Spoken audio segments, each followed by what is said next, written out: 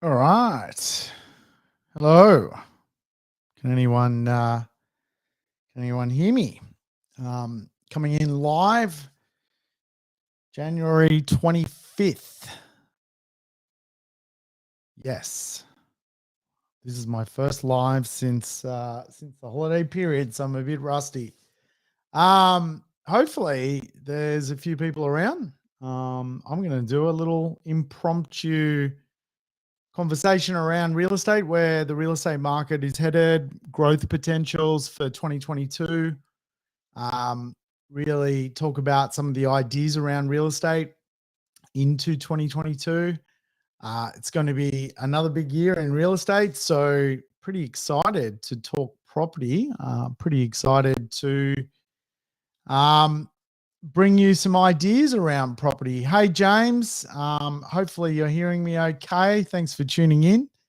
So I'm going to spend the next sort of 35 minutes really going over real estate. It's not going to be a quick one today. So if you're up for an impromptu little webinar, you've come to the right place. Hey guys, hey Alison, Wesley, Brendan, thanks for tuning in. Brendan's asked about interest rates.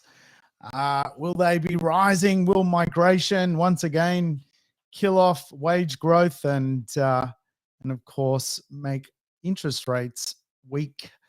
Where are we headed into 2022? Well, I really wanted today to be a little bit of a conversation more about opportunities for 2022.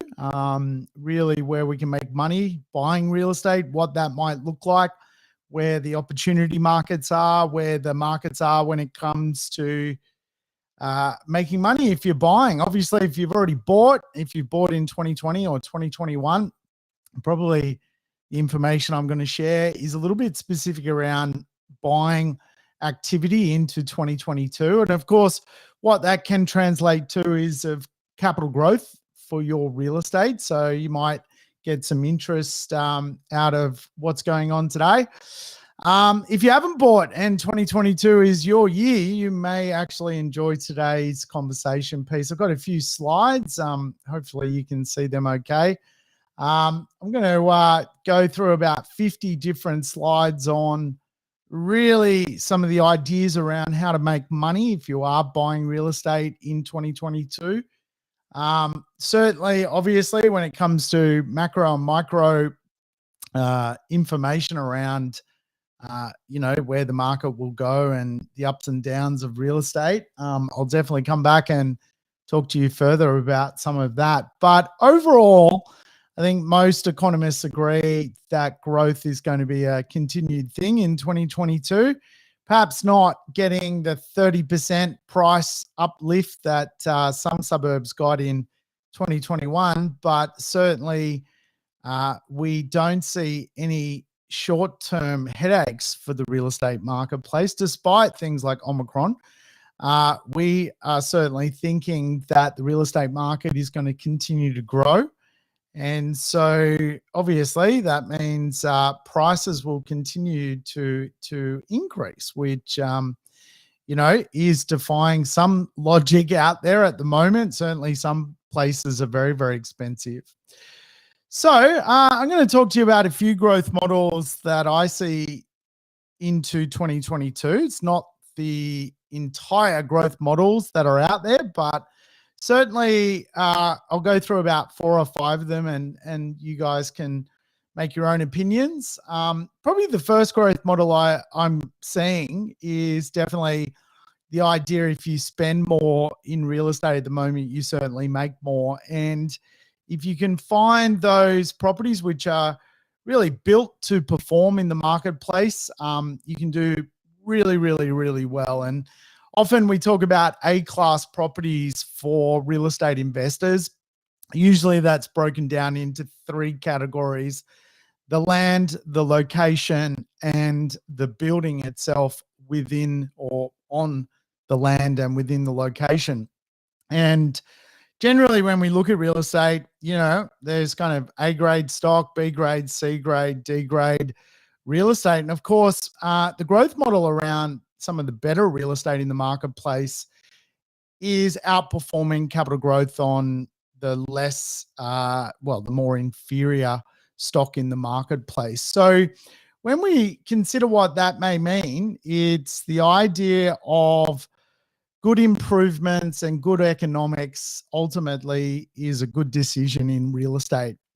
If you have a sort of B grade building or D grade building and good economics, what you'll end up finding is when growth kind of at a market level stops, it can actually decline on you. So the best improvements, the best locations, the best land, the best building obviously get that more A grade element when it comes to property investment. And of course, good economics. 2022 overall is going to be a fairly good year for property. In fact, it's fair to say the media is already picking on 2023 because 2022 seemingly is going to be a strong year when it comes to properties going up in value. Now, I won't get into the science of that because I don't mind a bit of a counter cycle. I don't mind if things go down in value in real estate. I personally like both upward swings and downward swings when it comes to real estate because I enjoy the professional side of buying property. But overall, it's fair to say we are going into a marketplaces where we need to consider some of the micro growth elements. And one way to get micro growth is this idea that you buy something, it's better than the rest of things on the market, therefore it gets a high level of growth. So obviously there are three different ways to look at real estate: price, cost, and value. They are different things. Price is different to cost, and cost is absolutely different to value. Price is obviously what people will pay. Cost is what it costs to produce something. The value is kind of what else a property can bring to either the community, the market, and what really people see as value. Generally, in real estate, if there's less of something, people see more value in that. If something's of a better standard, people see more value in that. And so really, when we analyze the capital growth rates of real estate at the moment, it's generally what people are seeing more value in is getting more levels of capital growth. That can be from, again, a land proposition point of view, a location proposition point of view, and a building proposition point of view. They're the kind of three elements when it comes to assessing A-grade real estate. So when it comes to the outcomes of the idea of finding real estate which is high quality, again, you can look at the land, you can look at the location, and of course, you can look at the build quality. And quite often a good way to cheat the system for property investors, because property investors generally shop on a bit of a budget, if you like, is the idea of designing something, renovating something, or buying something which is high quality new build design to begin with. And this kind of helps ticks the boxes when it comes to scarcity. So the idea of great design is driven around three elements: providing obviously really good shelter to someone. So you're attracting someone who wants high quality shelter, good tenants. Culture, the idea that good design brings better appeal, generally better human people. The idea that better design also brings with it, at a suburb level, just better culture, right? A better way of living. And of course, design is also this element where you manifest wealth out of creating design from real estate, or you store wealth. And of course, given 2023 may see the real estate market soften and correct, the idea of storing wealth in something is of interest to many investors at the moment. So the idea of, for example, architecture and design is very much not only making money, but storing or keeping that money very, very, very safe. And so one of the micro growth systems in the market at the moment, which is very, very popular, a lot of rich people are doing this at the moment, is storing wealth in A-grade assets of high caliber design. And so what it kind of ends up being is a liquidity spectrum. So the scarcer your real estate is, the more liquidable it is. And obviously what that ultimately means, the faster you're going to sell it, the faster you're going to get your money back. Now, there's certainly been periods in Australian real estate where it's taken, over a year to sell real estate. Real estate, by its nature as an asset, is not liquid. If you think of the liquid assets, cash in the bank is very liquid. If you think of bonds, very liquid. Even the stock market and the crypto market is very, very liquid. Obviously, the crypto market is a lot more volatile than, for example, the real estate market. The most illiquid asset class, if you like, is businesses. Businesses are hard to build and even harder to sell because they're quite often tied to the personalities inside the business.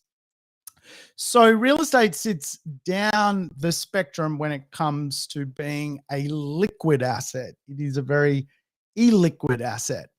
But the better your property is when it comes to its land, its location, or its build or designed, it fundamentally the better liquidity you're going to get when it comes to real estate. So if we look at some of the past designs of Australian real estate, we can see both illiquid and very liquid real estate when it comes to the asset class of real estate, if you like. Now, I'll show you some architectural types that have been used over the years in Australian real estate. And you'll probably naturally notice the ones which are far more liquid than the ones that would seemingly be a lot harder to sell, right?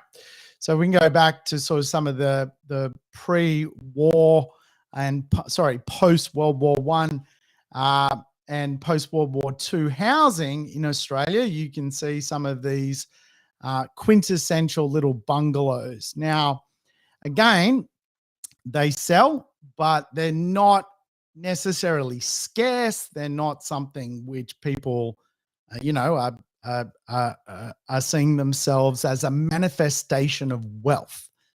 They're just an asset, an illiquid asset in the real estate market. If we were to look at, for example, early project homes, there's not a lot of light in the homes. They were built as 3-bedroom, 1-bathroom. Again, they are not great examples of liquid real estate. They would be an example of illiquid real estate. Now, remember, most real estate is illiquid to begin with. However, the better your land is, the better your location is, and the better your build standard is, the more liquid your real estate becomes. So for a lot of real estate out in the market sees it more like a share stock than it does even a real estate asset. Why? Because it's got some foundation around its design, but also, its location quite often, and its land content, right? So if we were to look at this Federation turn of the century home, which is in typically Sydney and Melbourne, Queensland has this version, but they're quite often called Queenslanders. You'll find that this is a very liquid asset. This is very, very fast to sell. And the reason being is it's rather unique. It's rather interesting. It's got great design features to it. The build standard is very, very, very good. And of course, this is where you get this situation of the flight to quality coming to assets like this. Of course, if we track the capital growth of many of these federation style properties, they've all ballooned in value. They're millions and millions of dollars now. But the interesting part is, even though, a home like this in Melbourne might be $2 million, the reality is someone is ultimately going to be richer than the person that holds this asset and will pay more for it. And there's kind of no reason it can't become $3 million. Again, the idea of flight to quality is this idea that we're looking for interesting assets either through land, through build, or through location. So you can look at, for example, some of the more contemporary homes that are on the market today. And as a property investor, you are capable of designing homes like this, maybe not as lavish in land size, but nonetheless, very, very plausible to create liquid contemporary homes today. Again, all of that means is they're the first ones to sell. They've got the tightest days on the market. If they go to auction, they have the most people coming to the auction. And of course, what that ultimately does is lead to price movement on assets like this. Again, if we were to look at the apartment market, and of course, a lot of investors buy in the apartment space, and there's no right or wrong around that. There's just the conversation around the apartment market, like the housing market. It's a very two-tiered marketplace. So you've got high quality new construction, you've got low quality new construction, and then you've got the established marketplace. And of course, quite often when it comes to the idea around the apartment market, broad stroke conversations will be made. Apartments don't grow in value. That's not true at all. You've got to very much approach the apartment market with the idea that the A grade real estate is what you want. And of course, I think we've all heard stories of the A grade apartment with really good views, in a really good location, in a really good building, making people a lot of money. And I just saw some statistics of one today, which has risen $500,000.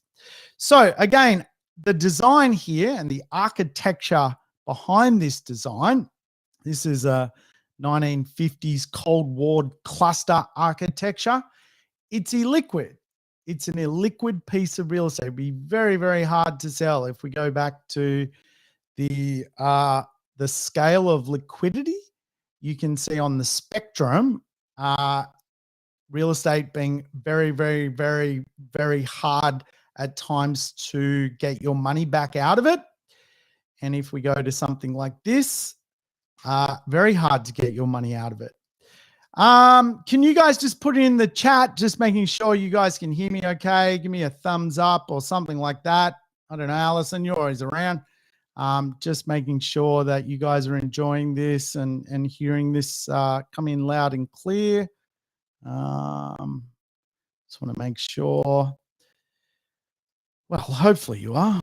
I don't know. No one's chatting with me.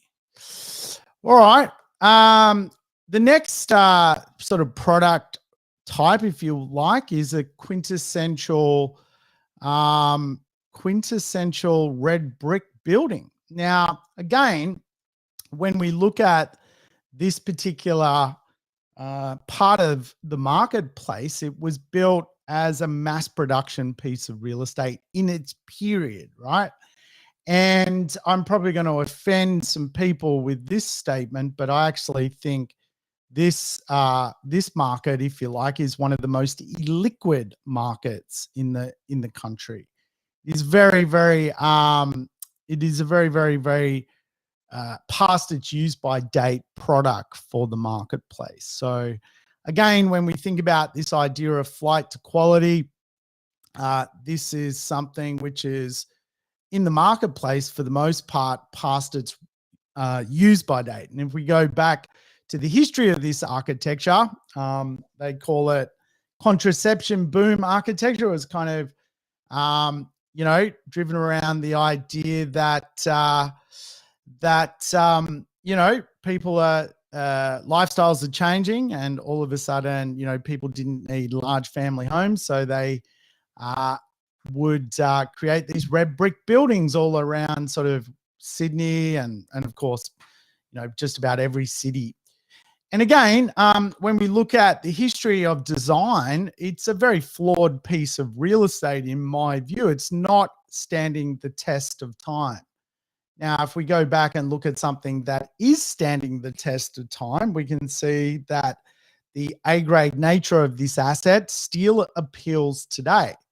I think something like this into the future would still appeal today. This, of course, is not appealing today. It hasn't stood the test of time. Red brick era, not appealing today, not standing the test of time. And of course, we've had a few eras of apartments. We can go back to, for example, the Spanish mansion, very illiquid piece of real estate. A lot of these today falling down, if you like, and just don't make, in my view, very, very good assets when it comes to owning the A-grade stuff, which of course, I think is the best stuff to own if you can. Again, we've seen a lot of this type of product come to market over the years. Again, it's not high quality apartment design. It is low quality apartment design.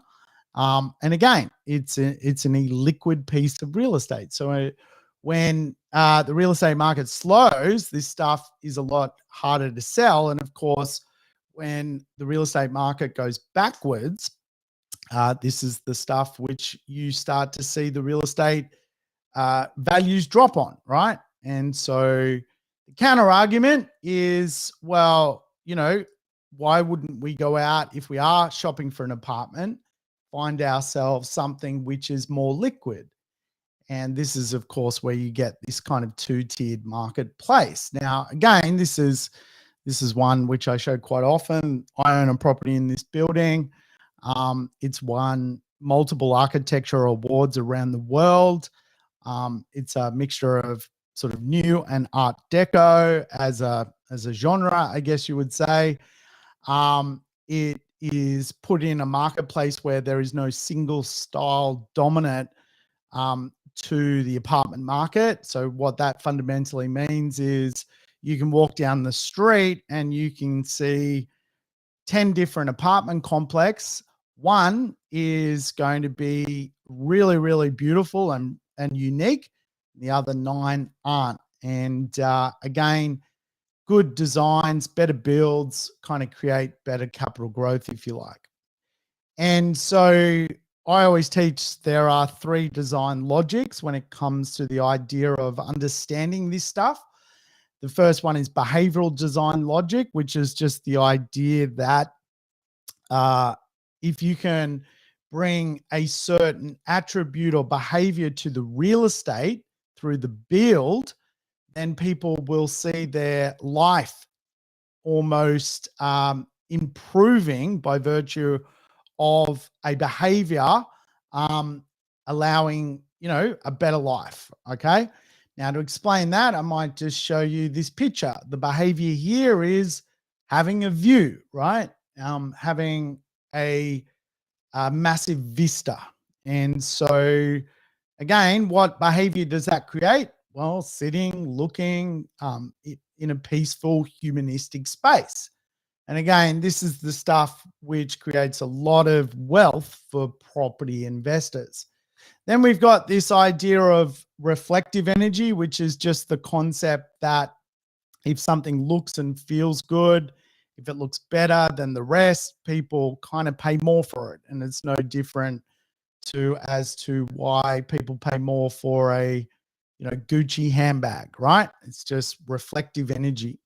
Then, of course, functional energy. People see beauty and functionality. If something is the right size, it's the right flow, it's got the right frontage, it's got the right humanistic experience inside the property, it will do very, very, very well. And of course, again, this is where you see a completely different typology come into the marketplace, a very undersupplied A-grade apartment marketplace.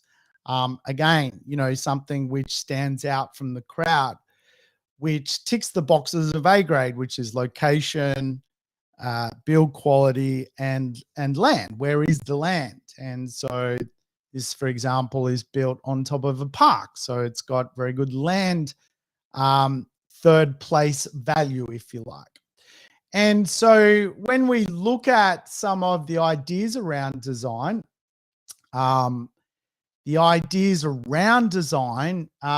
absolutely showcase that properties will make more if they're better designed. Now, case in point by Domain, which released an article on August 20th, 2021, 2 properties, same building. One had a renovation by virtue of some high quality interior architectural design. One property was left as its original form. And the architectural buyer, if you like, owned the property for 6 years, and the one that didn't do anything owned the property for 7 years. So they sort of bought it, similar periods, similar money, but the results completely different. The person with the architectural highly designed asset got a $360,000 uplift on their property compared to the one which was left rather homogenous and boring and didn't bring some of this behavioral, reflective, or functional design logic to the asset. So obviously the person who renovated had to come up with the money to renovate. And of course, if you can avoid renovation by buying well in the beginning, then of course, again, you're going to get a better form of capital growth. And Domain track the capital growth rates of the architectural property next door to the non-architectural property. Same unit complex, same floor plan, same everything, just one with higher design benefits, one with lower design benefits. And the capital growth rate was completely different. The higher designed asset had a capital growth rate of around 9.7% over the period of its ownership, and the homogeneous one around 5%. So again, the point of the conversation is sometimes you've got to, turn a lemon into lemonade, or if you just want to avoid all of that and not do these kind of large scale renovations, it's just a matter of finding some of the A-grade assets in either housing, townhousing, or even the apartment section to convert on. So where I see 2022, certainly this type of stock, if you can get your hands on it, flight to quality, build to perform, it's all about shortages. There is no very limited amount of stock like this that comes to market. When it does come to market, it's snapped up pretty quickly. But if you can get it as an investor in the, appropriate price point for you, then it's worth absolutely doing. What are you investing in? And this is the idea. Well, in 2022, when it comes to real estate, we want shortages, right? We want, there is a shortage of high quality designed property in the new section of the market out in the marketplace. Now, just want to be clear, not all new builds are good. There's certainly the majority are not. The majority are low-cost new builds, very specky. And that's why I think, if you do find something that is more scarce to the marketplace, it's certainly fast forward 20, 30, 40 years. The question is, will you be looking back on an asset that looks like this, or an asset that kind of looks like this or this, right? And of course, the concept is, if you buy some of the more micro opportunities in the marketplace, you can fundamentally do really, really, really well. So I guess the next one for me, the next sort of growth model, if you like, when it comes to real estate, is this idea of lifestyle for profit. And I think this one, was well covered in 2020 and 2021, but certainly the suburbs where you can live, work, and play, where there's a good level of ability to do some ideas around knowledge, wellness, movement. These are the suburbs which are highly prized today. And of course, something I've written about for 6-7 years now, but ultimately be proving to be, worth its weight in gold. And again, suburbs which just offer this kind of ability to potentially go down the beach, but also work from home, but also be close to the city. They're highly prized, highly prized. Suburbs where you can pop down to a great coffee precinct, a great community, and then, work a little bit from home, work a little bit from work, highly prized. Suburbs where you can go into nature and then go home and work, and then pop into potentially the office or a nearby employment zone, just highly prized. And again, when it comes to micro growth, this is the stuff which is just going to fare very, very well, whether it's 2021, whether it's 2022, whether it's 2023, 2024, whether interest rates go up. This is the kind of dynamic that a lot of people want. And again, the live, work, play concept needs to be driven around the idea of jobs. And there are many areas around Australia where really there are no jobs, but certainly people are living there. And of course, the elephant in the room, if you like, is, well, if there is a downturn in the jobs market, will people continue to stay in more remote parts of Australia to live this live, work, play lifestyle? If all of a sudden they need to go and find a job, will it just completely always be digital? And so in economics, there are some big economic jobs within the economy, the banking sector, the finance sector, the insurance sector, the property sector, the health sector, the education sector. And so generally speaking, I prefer to consider more critical, bigger areas to do lifestyle investing. And the reason being is, of course, the knowledge part of this matrix, which is jobs. So live, work, play, I guess, if you like, is about investing in shortages. It is about investing in the idea that there is only so much of this stuff to go around, right? And a friend of mine recently spent an obscene amount of money to buy in a suburb, which was a live, work, play suburb. And, rang me and asked me, should he go ahead with this? And I had to sort of say, well, you know what? Like, there are only so many live, work, play suburbs in a city like Sydney. And there is no reason more wealth won't come to a suburb which is highly prized. Even though it's expensive now, it's really a lot of money in this world, and there's no reason why it won't be more expensive into the future. And so when it comes to this concept of live, work, play, it is really about the idea of shortages, lifestyle scarcity, uh, everything within 20 minutes, employment scarcity. A little mistake there. It looks like I need to fix that one. But that's it really as simple as it needs to be. And I think most people listening today would kind of get that, if you live in a nice street, you've got a park down the end of the road, you've got a beach 5, 10, 15 minutes away. You've got a lot of options today when it comes to the value proposition of your asset. Remember, there's price, cost, and value. And again, location brings a lot of value. So if you can bring or buy real estate, whether it's an apartment or house or a townhouse, and it's got a big tick for location, you're going to get the A-grade location score. Now, remember, to get an A-grade score or an A+, you want really good build, really good location, and a really good,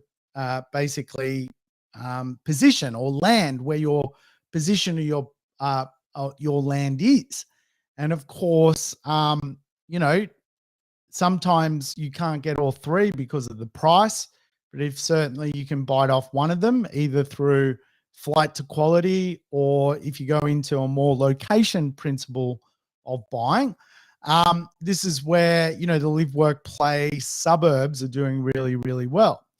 Now, as a property investor, we often try and buy affordable real estate. And it's a big challenge for property investors today, because to be a property investor, you probably want a 4%, 5% rental return. You want the mathematics of the real estate to work for you. You want it to be affordable.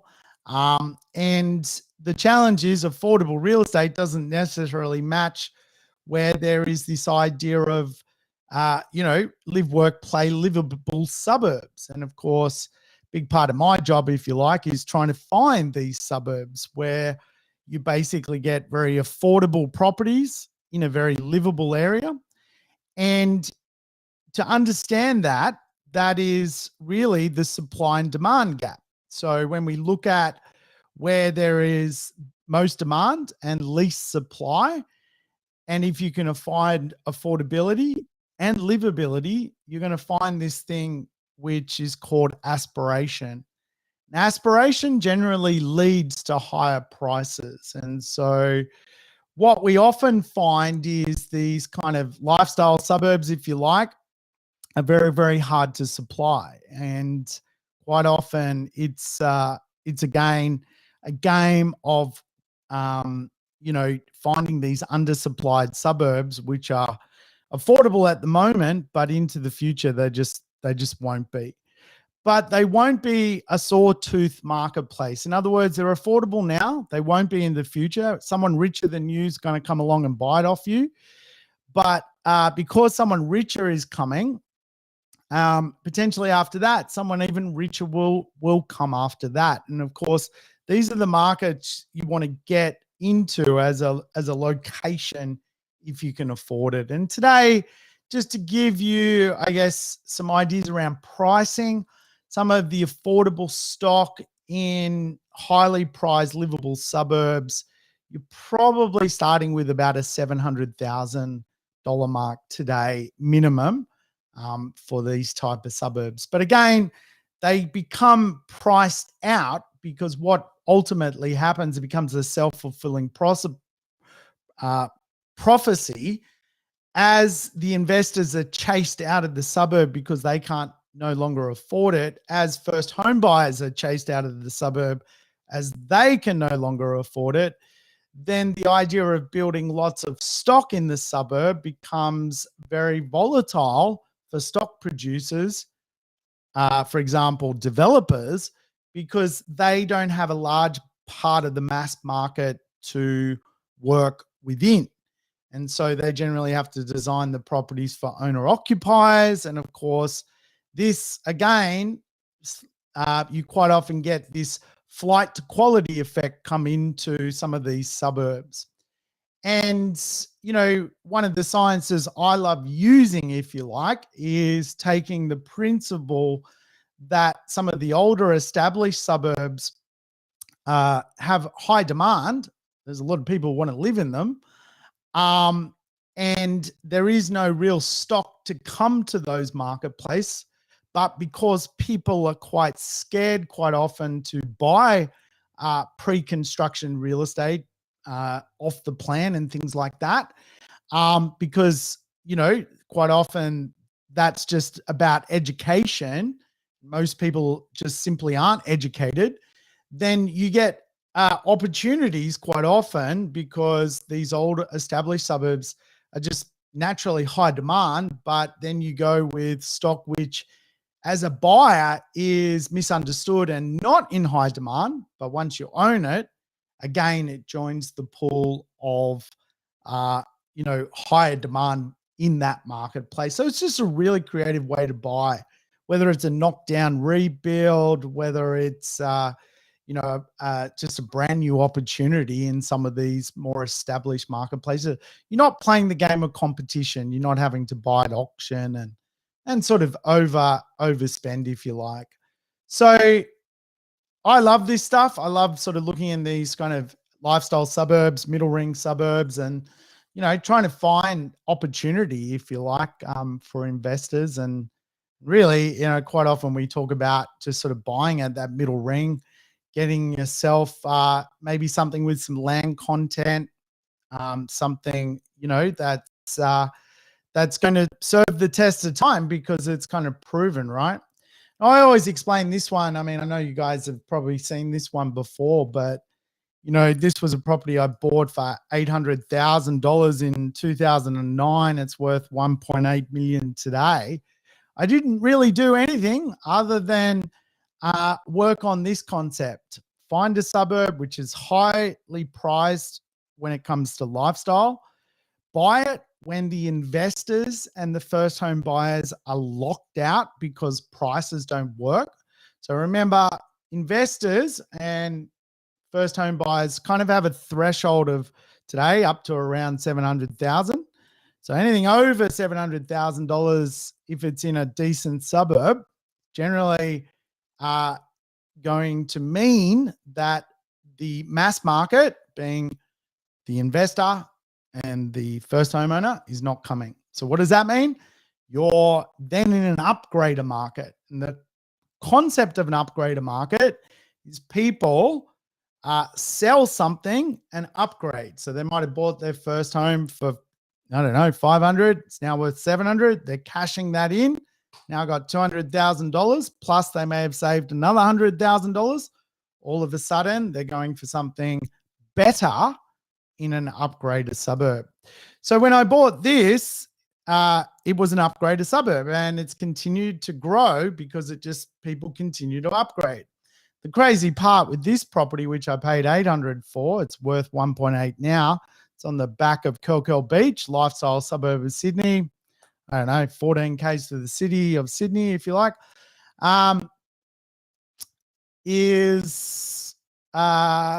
The cool part about this property is it's probably going to be worth 2.5 into the future because more people want to live in an A-grade suburb than a D-grade suburb. If more people at the top end of the funnel are just making more, but there's less property, then again, they fight over this concept of the missing affordable supply of stock, right? And so again, this is what we look for: an affordable property in a livable area. You get this aspiration effect, if you like, okay? So the next one, if you like, is more macro growth.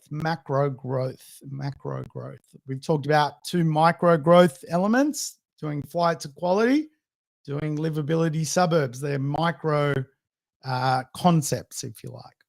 When it comes to macro concepts into 2022, there's really the idea that I think the best way to invest is choosing the most mission fit cities, right? The idea around mission fit if you want to understand what that means, on Wednesday, this Wednesday, my podcast called The Urban Property Investor has a podcast coming out, which is all about this mission fit cities. This is more macro growth, right? So the idea is pretty simple, that the bigger the city, the more mission fit it is to transform via the great disruption of economics. And of course, we are seeing massive disruption constantly, but a lot of the digital disruption, the knowledge disruption, the green disruption, it's all going to feed into jobs in places. And obviously, when it comes to how Australian economics works, we quite often create jobs off the back of migration.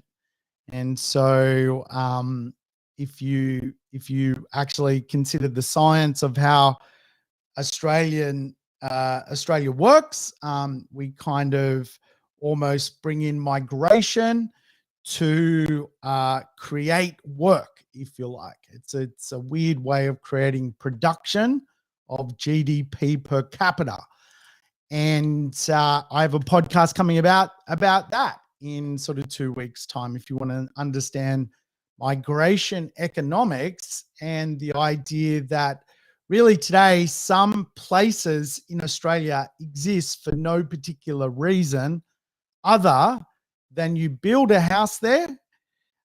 Because you build a house there, you need services. So you create services behind fundamentally the housing industry.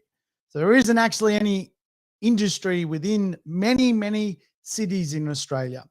However, to get around that, you bring more people into the country, you put more houses in place, then you need a Bunnings, then you need a plumber, then you need a roofer, then you need a funeral home because someone's going to die. So you create this sort of town plan magic, if you like, of nothing. They're cities, if you like, of no real industry. And certainly, I would be very, very wary of some of the regional economies that actually serve no purpose other than to create the job effect. And the job effect is a bit of a placebo. It's just they're just jobs off the back of services, and so they're not necessarily tied to where the real wealth is, if you like, of economics, which tends to be in our more bigger cities, right? And some of our feeder cities and regional cities as well. Not all regional cities fall into that category, but I tend to explain to people, like, if you are going to buy real estate, try and start with the most mission fit to your budget, the most mission fit where the cycle is looking the best, and work your way backwards from there. So in other words, if you can afford Melbourne or Sydney or Brisbane, they're pretty mission fit cities. They tend to perform and year on year, they tend to offer people employment, right? So there's a good example, right? So when we look at some of the opportunities out in the macro market, we could start with Melbourne. Melbourne is looking really, really good. Melbourne is at its lowest stock levels in really a very, very long time. You have to go back to 2009, 2010, when stock levels were so low in Melbourne. Bear in mind, Melbourne had 1 million less people back in 2010 than it does today. So arguably, we are now in what we would call one of the most undersupplied markets in Melbourne's history. There is really no stock. And we know that when the rental market sort of comes back with migration into Melbourne is one of its key drivers. So you'll get a really good thrust upon the rental market. But ultimately, for a Melbourne person right now, it's very, very, there's slim pickings when it comes to real estate. Very much like this across the country. But when I look at some of the micro things I'm looking to achieve with things like the idea around flight to quality, the idea around finding affordable yet highly livable properties, Melbourne stands out. And when it comes to good economics, I think it's got a lot going for it when it comes to getting some capital growth going, which is good. Brisbane. Brisbane's red hot at the moment. There's certainly low levels of stock. I've not seen stock levels in Brisbane this low for a very, very long time. All that stock that was floating around from sort of 2016 oversupply, it's now been absorbed. And again, stock coming to market is just very, very limited at the moment. So bears really, really well, to be honest with you, as a marketplace of opportunity. So when it comes to two markets to consider potentially for opportunity, definitely Brisbane and Melbourne are looking the goods at the moment. At a sneaky level, you could maybe consider Adelaide and Perth as a bit of a sticky beak, but ultimately, if you can still afford it, you're probably going to get a better classification of city if you can afford Melbourne and Brisbane at this point in time. So I don't think it should be underestimated, the idea around population economics. Some of the future of Australia is geared around Sydney, Melbourne, Perth, and Brisbane. And so again, I think they just score so well when it comes to being very mission fit. So at a macro level, I would start with Melbourne and Brisbane. If you want to drill down even further, I don't mind the look of Perth and Adelaide.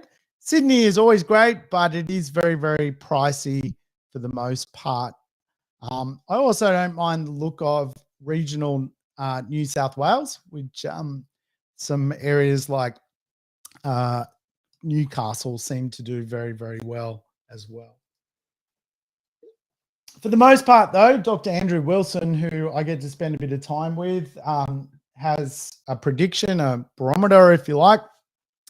His forecast is anywhere from 8 to 10% growth in both, and he has put Brisbane and Melbourne at the top of his growth barometer. So that's interesting. I would agree, just simply based on the idea of undersupply. Those marketplaces just don't have enough stock at all.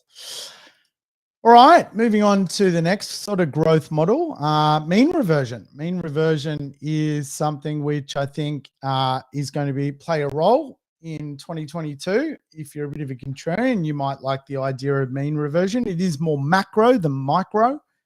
So today we're doing sort of two macro, two micro. Macro mean reversion is just the idea that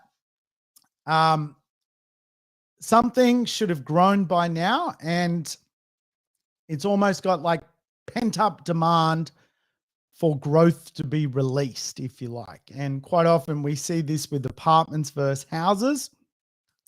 There is a differential of price between the two.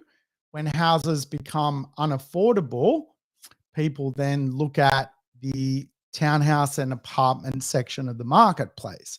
So quite often you can get early in a boom, if you like, houses go up, and then later in the boom is apartments go up because the flow-on effect fundamentally of the price gap. And so if we were to track the mean reversion of, for example, Melbourne, you can see that there were decades there where the average apartment price were going up around 13%.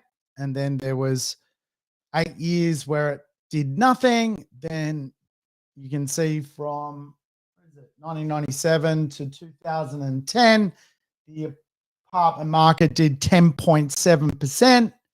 And then over the last 10 years, it's done like 3%, right? So the concept is just the idea that the longer the growth has not come, the more likely it's going to come. And so you're fundamentally not buying other people's capital growth. And so the idea of mean reversion from a macro level is very interesting to me, because it's very hard to pick when it comes, but when it comes, you get a slingshot effect of lots of growth at once. So if you can imagine, say there's been an average capital growth rate for an area of 5%, just call it, and there's been 5 years of not having 5% growth, well, that would be 25% growth pent up. And of course, if that is to come, it comes generally over a short period of time. So certainly when it comes to mean reversion, I think there's some good opportunities in the apartment section of the market, and some of the townhouse section of the market as well. So watch out for that one. It's certainly with the affordability and the stress levels of people having to pay beyond their means to buy a house, then the mean reversion will hit the apartment market. And it's probably fair to say, we've crossed the Rubicon when it comes to house prices. Like, most houses will be over $1 million. It's as simple as that. And of course, not everyone can afford it, right? So that's the investment. So mean reversion, if you like, is about shortages, stock shortages, and past growth shortage. And that's fundamentally what you're buying. You're buying the fact the performance is late. And because it's late to the party, that's fundamentally the opportunity, if you like, when it comes to real estate. And of course, the final growth model, which I'll talk about today, is the ripple, the idea of the ripple effect. And that in real estate, we often talk about the idea of proximity equals profit. And traditionally in Australian real estate, what that looks like for a lot of people is the idea that if you buy close to the city, you tend to make money. So the idea of proximity for profit for many of our cities is no longer possible, because buying close to the city or the best pockets of the city are now pushing people further and further and further afield. So what this can then look like is a thing where you change the urbanism, and we call this distributed urbanism. In other words, in Melbourne, for example, there are employment clusters. And so rather than, if you can't afford to buy, close to the bay and close to the CBD of Melbourne, where, the most expensive real estate is, well, then you need to change the idea of where the jobs are. And in Melbourne, like Sydney, like Brisbane, like Perth, like Adelaide, there are job centers, if you like, or national employment clusters. And so the idea is that you look for the best possible property close to a different job center. And so the focus changes. And this happened in Sydney. Not many people can buy as investors close to Sydney CBD, but they can as investors buy close to Parramatta CBD. And so again, for many of our cities, the idea of staying focused on buying real estate is possible. It's just the CBD within the city has to change, because obviously each CBD inside of our cities have different rankings. Some are highly ranked cities, and some cities in our greater cities, are emerging cities, if you like. And so good example is Sydney and Parramatta. Parramatta is a skyscraper city inside of Sydney.